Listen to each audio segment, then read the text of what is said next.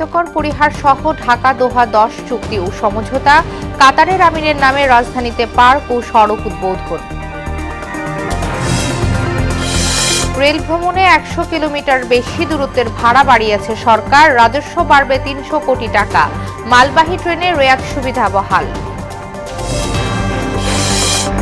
America থেকে ডাক বিভাগের পার্সেলে আসা মাদক জব্দ সহ 3 জন গ্রেফতার, হোতাদের শনাক্তে তদন্ত করছে মাদকদ্রব্য নিয়ন্ত্রণ অধিদপ্তর। এবং সনদ জালিয়াতির ঘটনায় নিজেকে নির্দোষ দাবি কারিগরি শিক্ষা বোর্ড চেয়ারম্যানের, যথার্থ ব্যাখ্যা দিতে 2 দিনের সময় দিয়েছে গোয়েন্দা পুলিশ।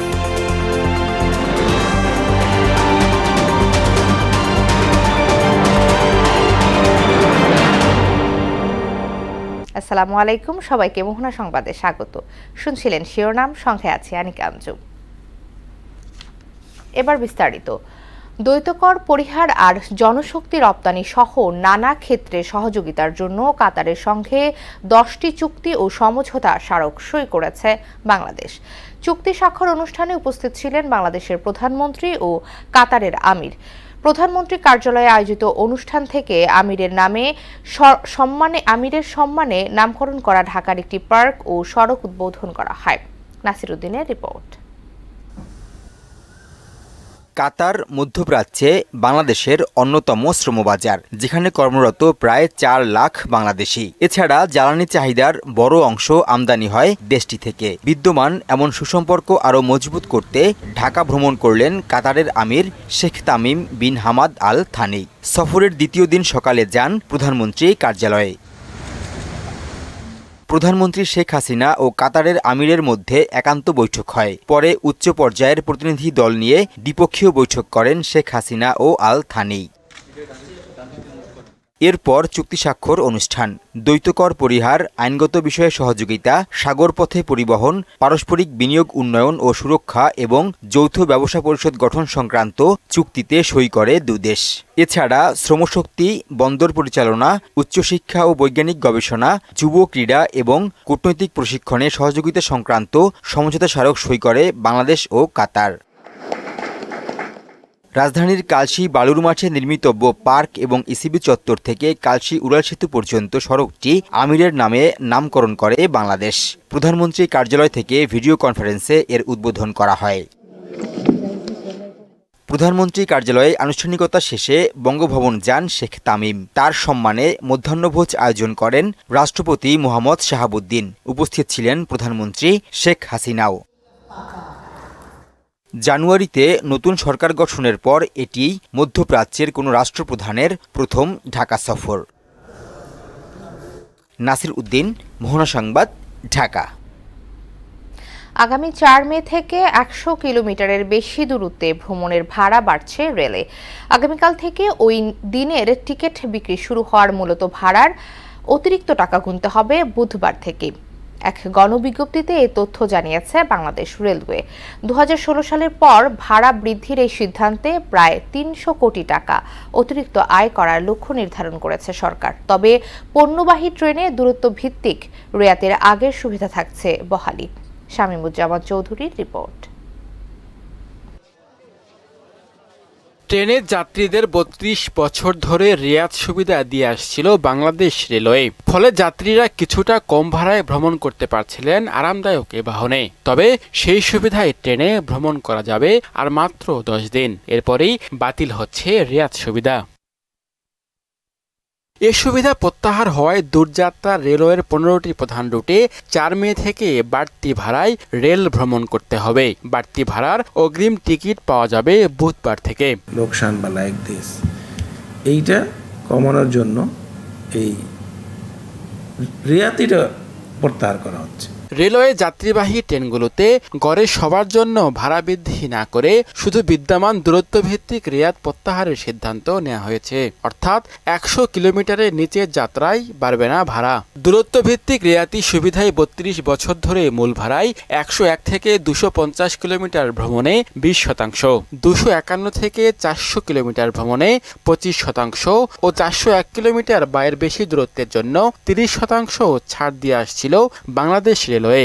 এ সুবিধা প্রত্যাহার করে নিচ্ছে রেল কর্তৃপক্ষ। আগামী 4 মে থেকে ওই রেয়াতি 30% 100 কিলোমিটার উপরে যেটা ওইটা মানে সরকার তুলে নিচ্ছে। ওই রেয়াতি 30% যেটা তুলে নিচ্ছে ওই টাকাটা 30% ভাড়ার সাথে অ্যাড হচ্ছে। ঢাকা চট্টগ্রামের নন এসির ভাড়া 345-এর বদলে 405, ঢাকা রাজশাহী 340-এর ভাড়া 405, ঢাকা সিলেট 332-এর ভাড়া 375, ঢাকা খুলনার 500-র ভাড়া 625, ঢাকা রংপুর 505-এর ভাড়া 635 টাকা হচ্ছে। এসির ভাড়া আরও বাড়ছে। সর্বোচ্চ ঢাকা রংপুর অথবা ঢাকা লালমনিরহাটের 1200 থেকে 1400 টাকা, ঢাকা খুলনায় এসি সিটের ভাড়া 1196 টাকা হচ্ছে। বাংলাদেশ রেলওয়ে এবং রেলপথ মন্ত্রণালয় কর্তৃক সিদ্ধান্ত গৃহীত হয়েছে এই দ্রুতভিত্তিক রেয়াত প্রত্যাহারের বিষয়ে। এদিকে নতুন সিদ্ধান্ত হওয়ার পর বাংলাদেশ রেলওয়ে টিকিট বিক্রি সহযোগী প্রতিষ্ঠান সহজ সিনেসিস এরই মধ্যে স্টেশন টু স্টেশন রেয়াত সুবিধা বাদ দিয়ে নতুন ভাড়া নির্ধারণ করেছে। শামীমুজ্জামান চৌধুরী, মোহনা সংবাদ, ঢাকা। আমেরিকা থেকে ডাক বিভাগের পার্সেলে আসা কোটি টাকা মূল্যের মাদক জব্দ সহ 3 জনকে গ্রেফতার করেছে মাদকদ্রব্য নিয়ন্ত্রণ অধিদপ্তর। মঙ্গলবার এক সংবাদ সম্মেলনে সংস্থার মহাপরিচালক মুস্তাকিম বিল্লাহ ফারুকী এ কথা জানান। ক্যালিফোর্নিয়া অঙ্গরাজ্য থেকে পাঠানো টেট্রাহাইড্রো ক্যানাবিলনযুক্ত কুশ, গাজার চকলেট ও কেক নামের এসব মাদকের হোতাদের শনাক্তে তদন্ত চলছে বলেও জানান তিনি। এসব আরও জানাচ্ছেন সাইমন মুবিন পল্লব। পার্সেল যোগে আমেরিকার ক্যালিফোর্নিয়া থেকে ডাক বিভাগের পার্সেলে বাংলাদেশে আসছে উচ্চমূল্যের মাদক টেট্রাহাইড্রো ক্যানাবিল যুক্ত কুশ, গাজার চকলেট ও কেক। তথ্য মতে খেলনার বাক্সে আসা প্রায় কোটি টাকা মূল্যের বিপুল পরিমাণ মাদক জব্দ করে ডিএনসি। পরে পার্সেলের মোবাইল নম্বরের সূত্র ধরে অভিযান চালিয়ে সাভারের আশুলিয়া থেকে 3 জনকে গ্রেফতার করা হয়। উচ্চমূল্যের এসব মাদক তরুণ বয়সী একটি সংঘবদ্ধ চক্রের মাধ্যমে রাজধানীর অভিজাত এলাকায় ছড়িয়ে দেওয়া হতো বলে জানান মাদকদ্রব্য নিয়ন্ত্রণ অধিদপ্তরের মহাপরিচালক মুস্তাকিম বিল্লাহ ফারুকী। সবারই বয়স কিন্তু প্রায় বেশি বয়স না, 20 থেকে 22 বা 23 এরকম বয়স হবে। তো এই ইয়াং জেনারেশনের এই অংশটা এই ব্যবসার সাথে জড়িত তারা স্বীকার করেছে। এসব মাদক পাচারে অন্য কারো সংশ্লিষ্টতা বা মানি লন্ডারিং জড়িত আছে কিনা তা তদন্ত করা হবে বলেও জানান তিনি। অর্থের উৎসটাই আমরা আমাদের খুঁজে দেখব যে সে কিভাবে এটা পেমেন্টটা করে। এই জন্য আমাদেরও দক্ষতা বাড়াতে হবে এবং আমরা এটা চেষ্টা করছি যে মানি লন্ডারিং এর একটা বিষয় কিন্তু এর সাথে যুক্ত। মুস্তাকিম বিল্লাহ জানান জব্দ পার্সেলে 6টি প্যাকেটে 1 কেজি 300 গ্রাম ওজনের টেট্রাহাইড্রো ক্যানাবিল যুক্ত কুশ, গাজার 9টি চকলেট ও 10টি গাজার কেক ছিল। ক্যানাবিস চকলেট এবং ক্যানাবিস কেক এটা পাওয়া যায়। সাইমন মুবিন পল্লব, মোহনা সংবাদ, ঢাকা। নির্বাচিত সরকারকে হটাতে দেশে বিদেশে চক্রান্ত চলছে বলে অভিযোগ করেছেন আওয়ামী লীগ সাধারণ সম্পাদক ওবায়দুল কাদের। রাজধানীর বঙ্গবন্ধু এভিনিউয়ে দলের যৌথ সভা শেষে এমন মন্তব্য করেন তিনি। চক্রান্তকারীদের বিরুদ্ধে ঐক্যবদ্ধ প্রতিরোধ গড়তে সবার প্রতি আহ্বানও জানান Obaidul Quader. M A আজিমের report.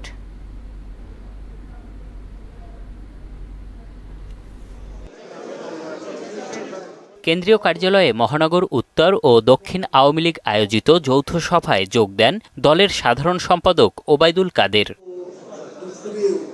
স্বচ্ছ প্রক্রিয়ায় ভোট হওয়ার পরও দ্বাদশ জাতীয় নির্বাচন ও গণতন্ত্র ব্যবস্থার বিরুদ্ধে একটি দেশি বিদেশি চক্র অপপ্রচার চালিয়ে যাচ্ছে বলে সাংবাদিকদের জানান তিনি। আমাদের নির্বাচন প্রক্রিয়া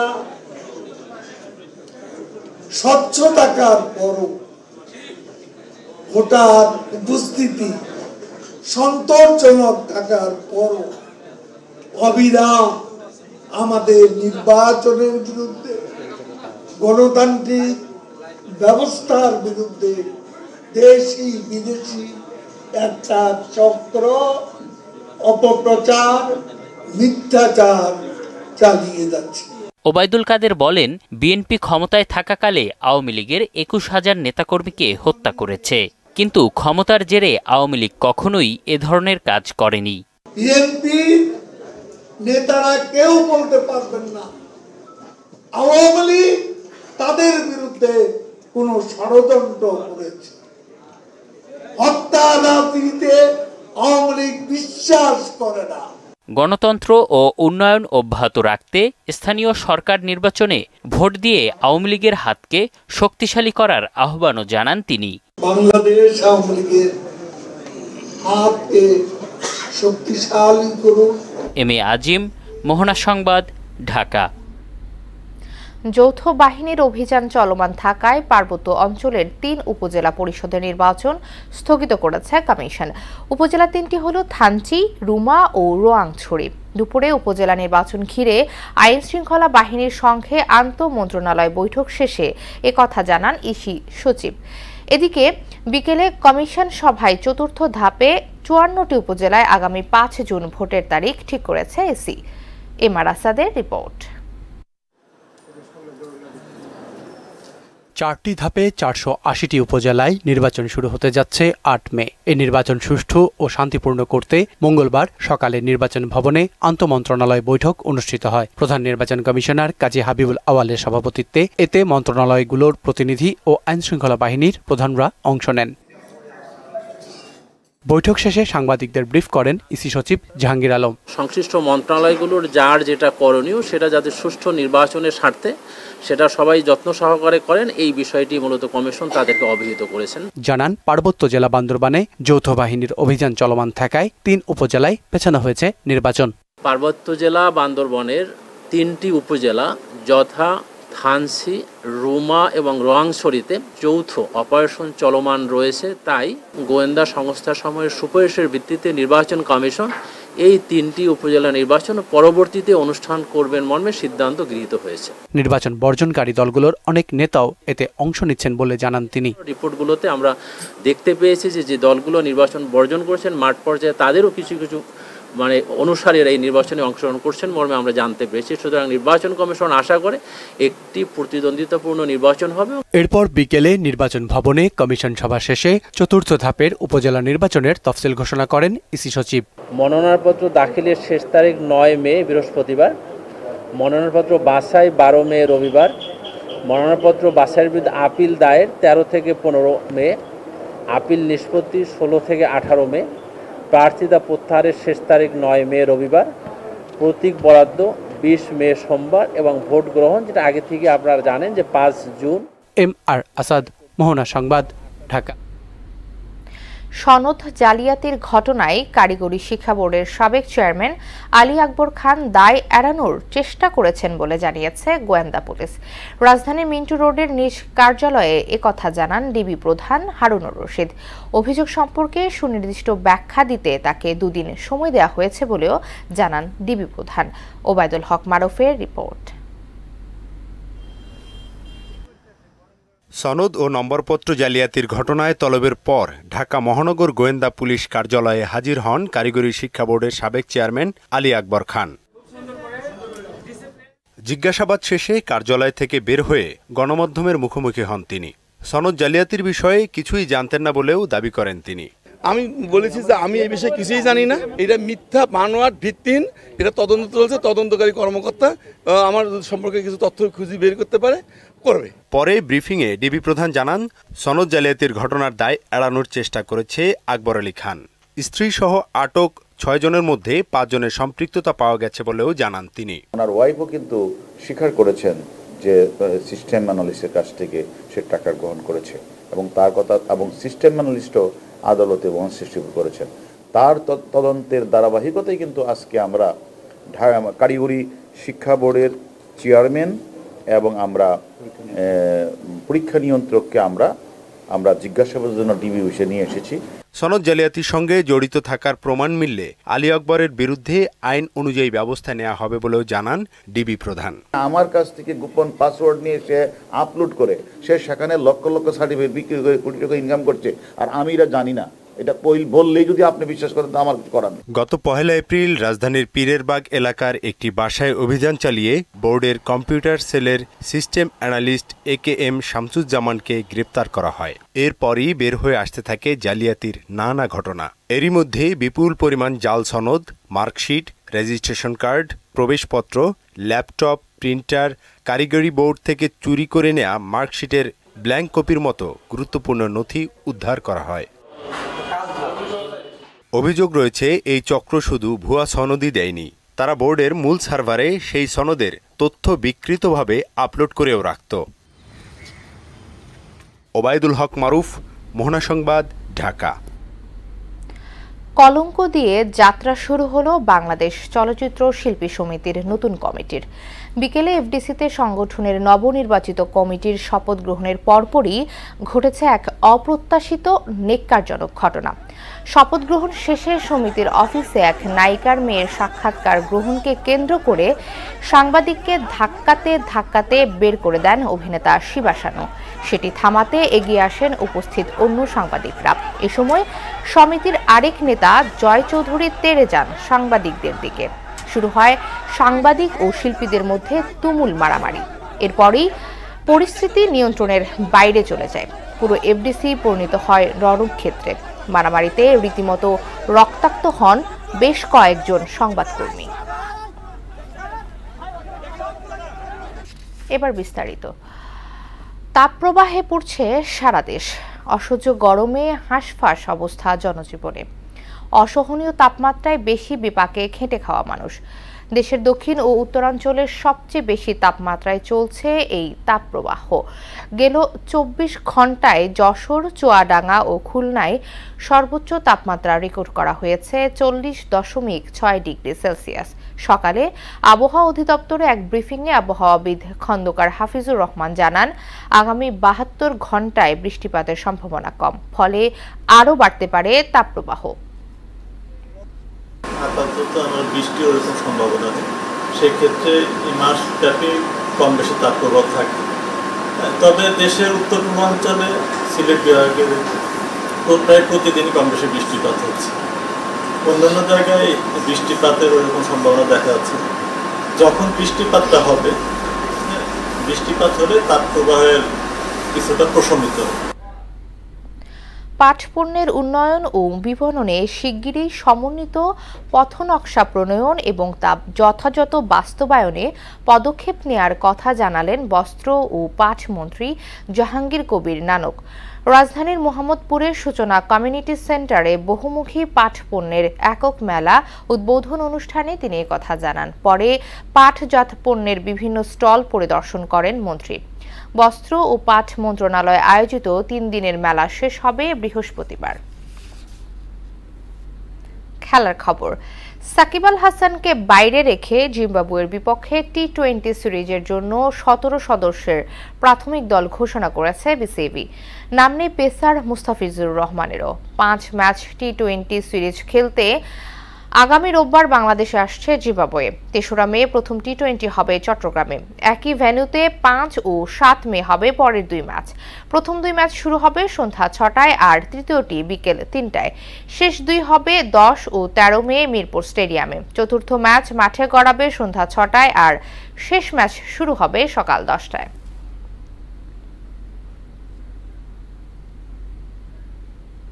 শেষ করব মোহনা সংবাদ। যাবার আগে শোনামগুলো আরো একবার।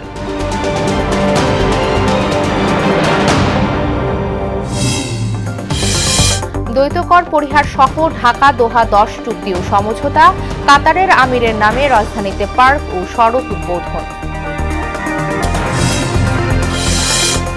রেল ভ্রমণে 100 কিলোমিটার বেশি দূরত্বের ভাড়া বাড়িয়েছে সরকার। রাজস্ব বাড়বে 300 কোটি টাকা। মালবাহী ট্রেনে রেয়াত সুবিধা বহাল।